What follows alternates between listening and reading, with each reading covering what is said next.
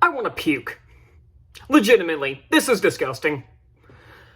So, remember when this movie was announced back in the summer? I did a video on it when it was also announced alongside a Donkey spinoff, because God knows we need that. But I actually displayed a little bit of optimism, which I know is contradictory to the channel, but I legitimately thought maybe after what they did with Puss in Boots 2, maybe there could be something to this. Hell, even on the thumbnail, I put room for optimism for these films, even though we didn't really know anything about them. But this, and I know this isn't technically a trailer, because this is probably just, like, test footage they made for it or something, and it's technically a cast announcement, which we'll get to, but this is legitimately awful. This is dead on arrival already, and I'm not the only one who's saying this. So just by taking a quick look around the internet, it seems like most people hated this just as much as I did. Oh my god. Hollywood kills another one. So let's get to the elephant in the room. This animation is fucking disgusting. I know this is the same animation engine they used for Puss in Boots 2, but here's the thing. It seems like not only Puss in Boots 2 had more effort put into the animation here, just because you use the same animation engine doesn't mean it's going to look the same. Plus, Puss in Boots 2 was a very vibrant and colorful film. This is the same muddy colors that we got from the original films, just the ugly-ass greens and browns, where it was supposed to look ugly, I get it. But that doesn't translate well to this kind of animation. I mean, just look at Shrek, Donkey, Fiona, and Pinocchio here. They look fucking, especially Shrek. What the fuck is going on here? This looks disgusting. And then the actual casting announcement, there was only one casting announcement made, and it's Zendaya as Shrek and Fiona's daughter. Now, I don't hate Zendaya as an actress. I really don't. I think she has a lot of talent, but this is becoming one of those things that keeps happening in Hollywood, where someone gets popular, and then every fucking movie has this person in it. Tom Holland had the same ended up with the same thing a few years ago, where every studio decided to cast him in a film whether it worked or not. Uncharted comes to mind as to one that really didn't fit, but they casted him anyway because he's a popular name because of Spider-Man. Zendaya is the same thing now. Again, she has a lot of talent, but it's like you can't go 3 or 4 months without a movie with her in it. I'm getting kind of tired of it because it's showing studio laziness where they're just casting who's popular nowadays. So, yeah, I'm already not... I'm not the biggest fan of this casting, but here's another problem.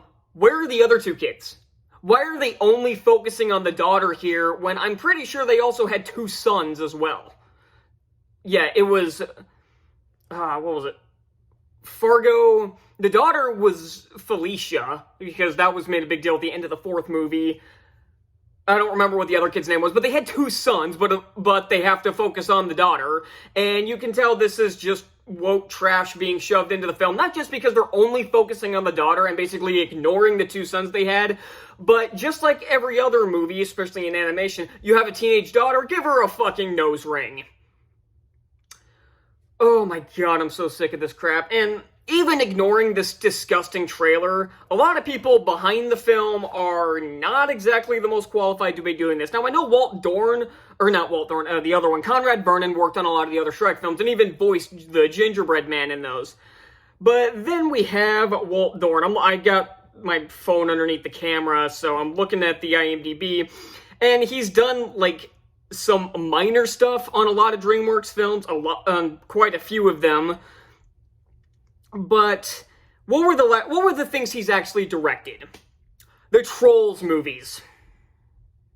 Yeah, no wonder they brought Conrad Vernon back on, because it seems like that seemed like a desperation move, which already means that the original version Walt Dorn had for this film was not very good, so they had to bring in Conrad Vernon, who was a co-director on at least Shrek 2.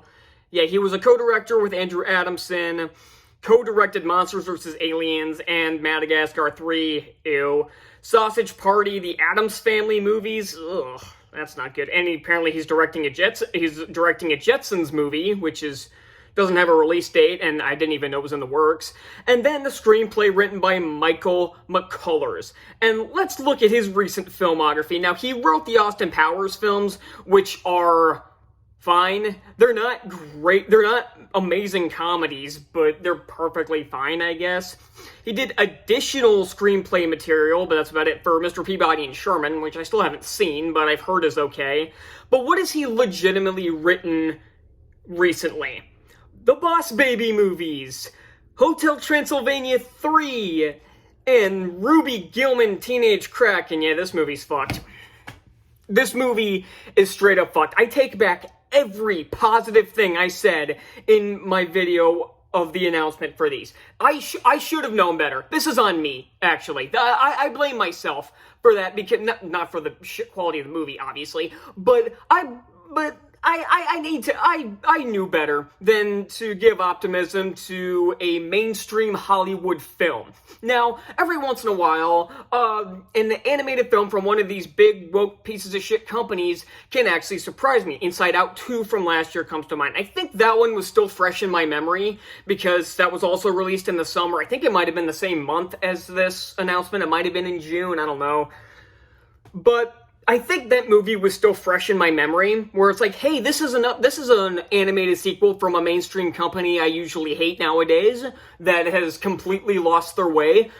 Maybe we could get something like this. And again, Puss in Boots 2, I feel like I keep overrating modern DreamWorks now purely because of Puss in Boots 2. I say this pretty much anytime I talk about DreamWorks, but I swore when that movie came out, and it was as good as it was, I even put it as the #1 film of 2022, and I put as my top DreamWorks film when I did the 5 best and worst list. It ranked #1, even above Shrek 2.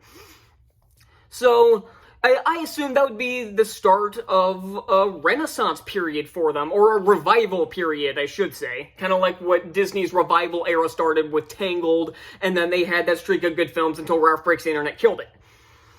But then the follow-up was Ruby Gillman Teenage Kraken, which I just mentioned a couple minutes ago, and it was awful. That you also had Trolls Band Together, which I also just mentioned, and that was terrible. Chicken Run 2 was fine, but that's it. And it was a sequel really nobody wanted, nobody asked for, and I kind of forgot about not long after seeing it. And then, fucking last year, we had Orion in the Dark, which was whatever, which had a really shit ending, might I add. Kung Fu Panda 4, which is one of the biggest kicks in the balls of a sequel I've seen in a while. And then we had Megamind vs. the Doom Syndicate, which ditto to what I just said about Kung Fu Panda 4. So, I should have known better. I should have known better than to believe this would be anything other than more woke slop, because that's what it's going to be. I can just tell this is going to be a garbage film. Yeah, I'm hoping 2025 gets better. I know I've only done one review so far for 2025. I'm behind. I need to catch up. And I was planning to do an entirely different video today. I might still release said video, but this needed to be done. And hell, had I not, and I didn't even see this online or anything. I probably would have seen it at some point, but maybe it would have been like the Smurfs trailer where I see it 2 days late. But the way I found out about this is that somebody else in my film class saw this. And so, yeah, had I been here and not in class, this would have been posted an hour before it actually was, but it doesn't matter. This film is going to be hot garbage. It's going to, I can just tell, you know what, I didn't even mention that what this trailer basically shows is the magic mirror showing Shrek memes. No, I'm not kidding. You can look it up for yourself. I wouldn't recommend actually watching the trailer. I'd recommend just looking at an article or something, but because nobody should be subjected to this vomit-inducing animation. I do not know how you fucked this up so bad. I mean, Shrek 3 and 4 work great.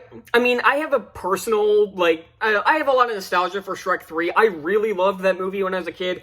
I'm seeing it now, it's not nearly as good, but that's a movie I have a lot of nostalgia for. It's like Phantom Menace. I acknowledge it's not a good movie, but I enjoy it Because, again, that's one of the times where the nostalgia goggles kind of kick in.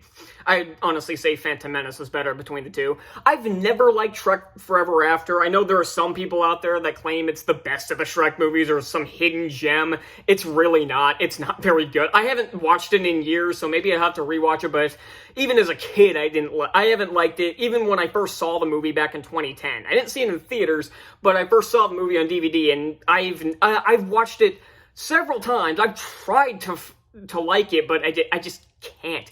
Puss in Boots was mediocrity defined, but Puss in Boots 2 was so good. And again, that feels like it's still fresh in my memory, which is why I keep giving DreamWorks the benefit of the doubt. I'm done. No more. DreamWorks, go fuck yourselves for this. And yeah, that's all I got. I'm drained from this. I'm gonna go watch Puss in Boots 2 to cleanse my palate from this shit. So I'll see y'all next time. Bye.